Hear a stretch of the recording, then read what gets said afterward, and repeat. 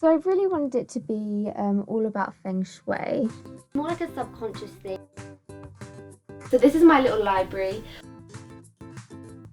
It's done now! In the bedroom, you want to keep it as a chill space. Mine keeps a log of how to batch in different places. So compared to like the living room, school and the dining room. So if you're constantly doing things like you're on your phone, you're reading a book in your room, then when you go to sleep, your mind's constantly ready to be active. So just try, if you can, do the other activities outside of your room and keep your room just as a chill space. I have the box room in the house, which is pretty much a box. And the door opens out, obviously inside, and we have the window and radiator on this wall here.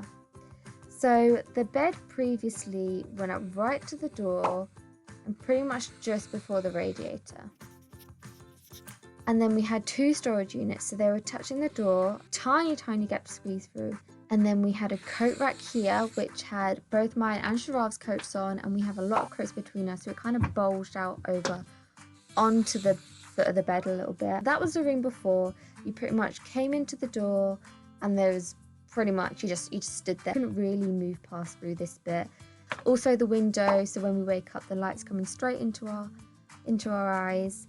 And obviously just the coat rack, which was overflowing, was just really annoying as well. Also, we had storage units under the bed on this side as well, which we couldn't even reach. So this was in front of that there, and we couldn't obviously go round to get it.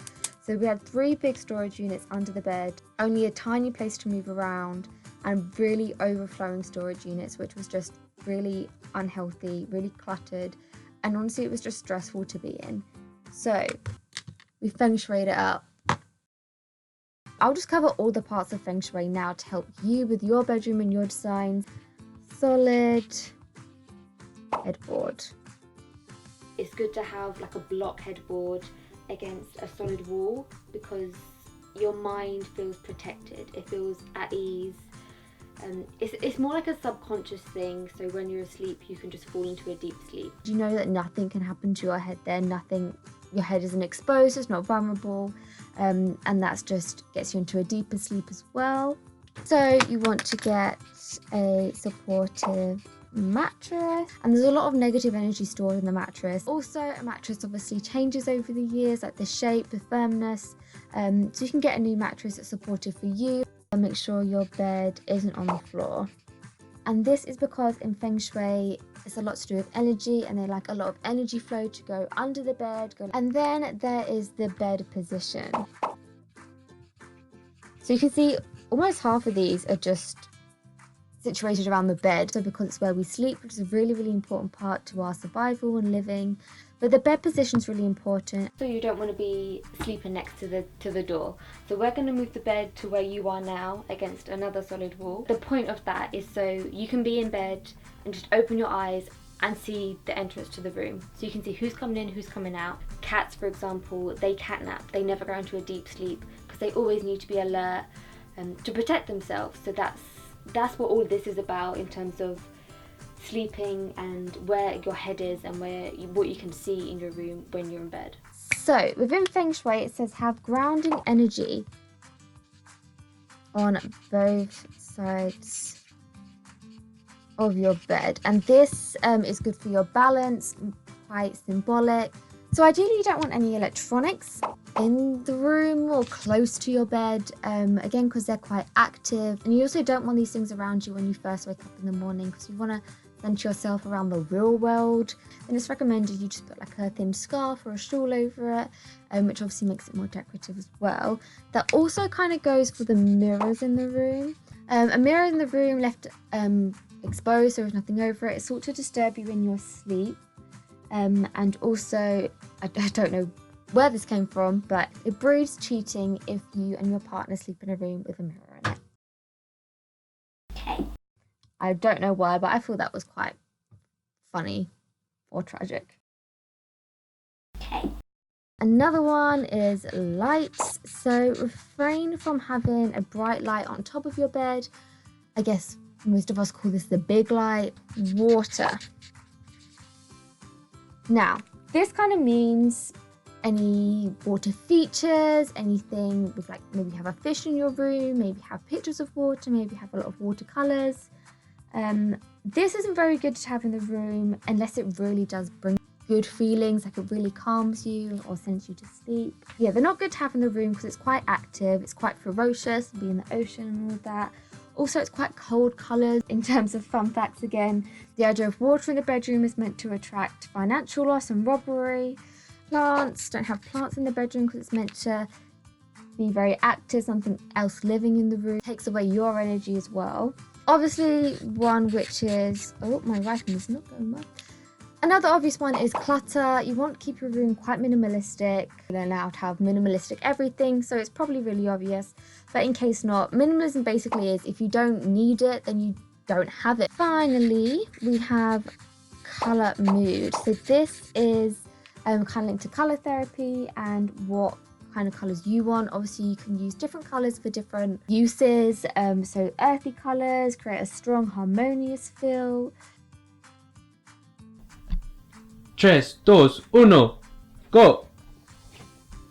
It's done now! I'm really happy with it. First off, we painted the walls white, so they were that really disgusting blue colour, as were the curtains. Now we've got minimalist on the walls and the warmth in the curtains. These also blackout, which before they were really thin, so they let all the light in.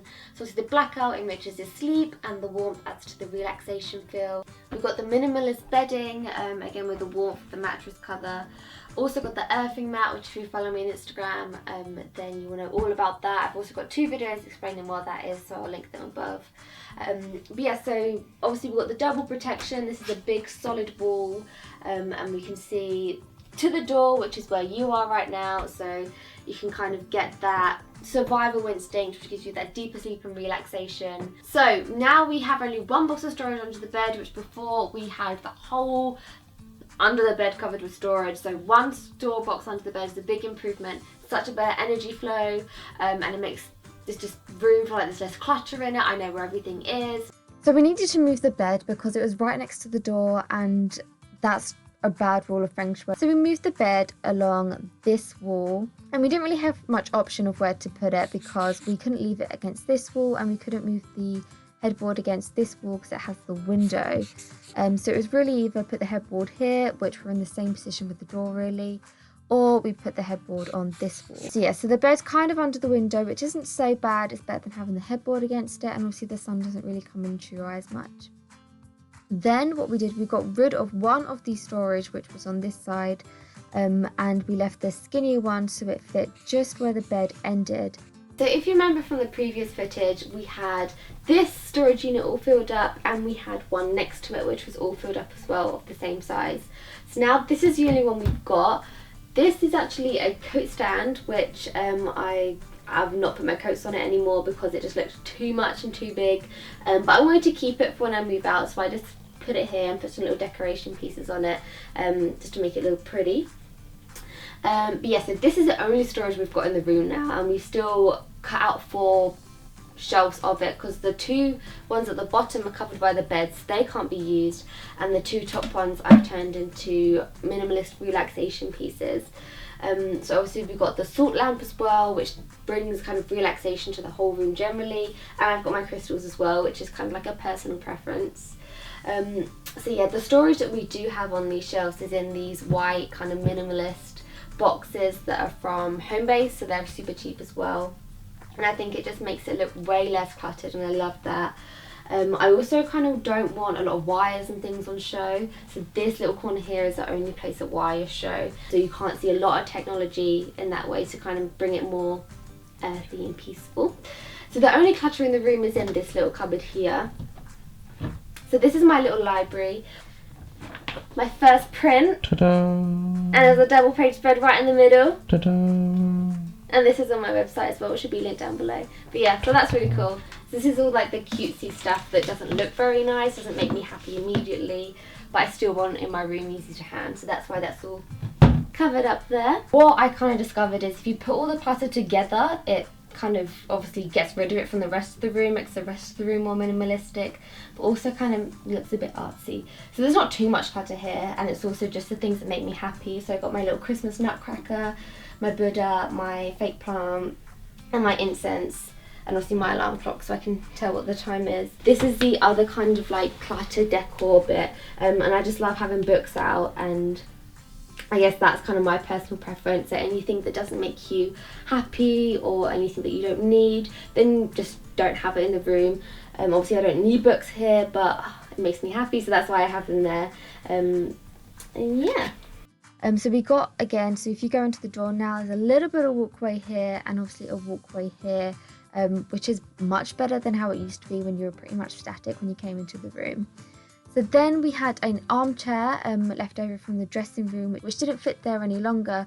So we had to move that into the bedroom, and we put the armchair here.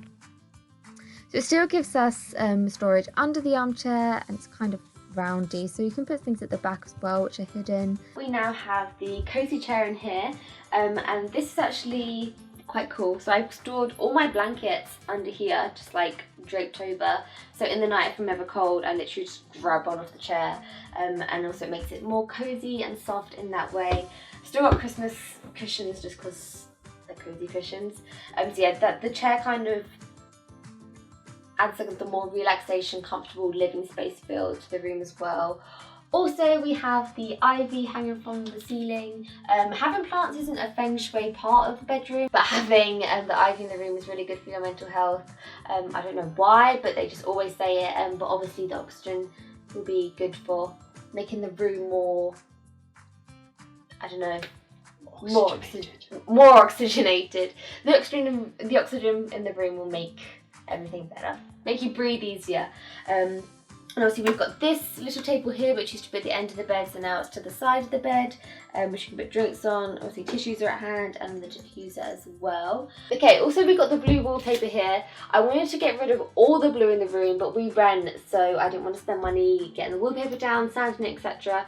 And that's the same for the carpet. The carpet's still blue, but like I said, we rent, so we're not going to change that. And I feel like the curtains and the bedding and the chair decor have kind of made the wallpaper and the carpet feel not so cold and blue anymore, so that's good.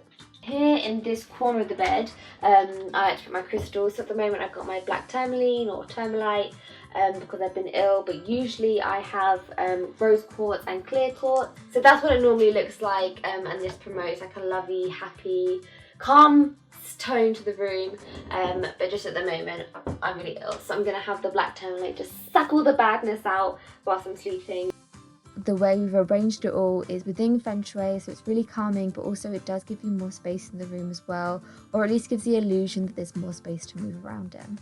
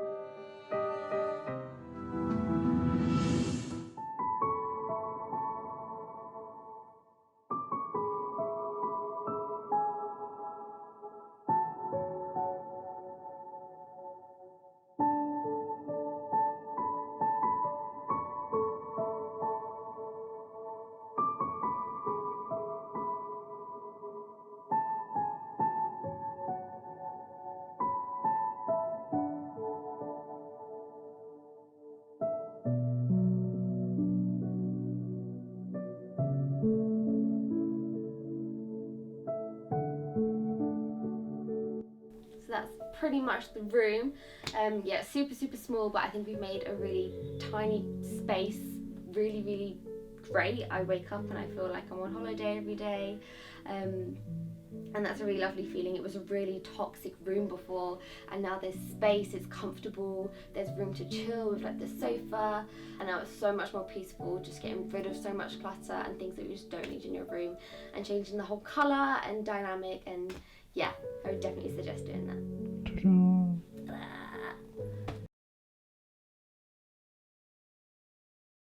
My rule is if it doesn't directly help you, then it needs to at least make you happy when you see it, and that's the things that you should keep in your bedroom.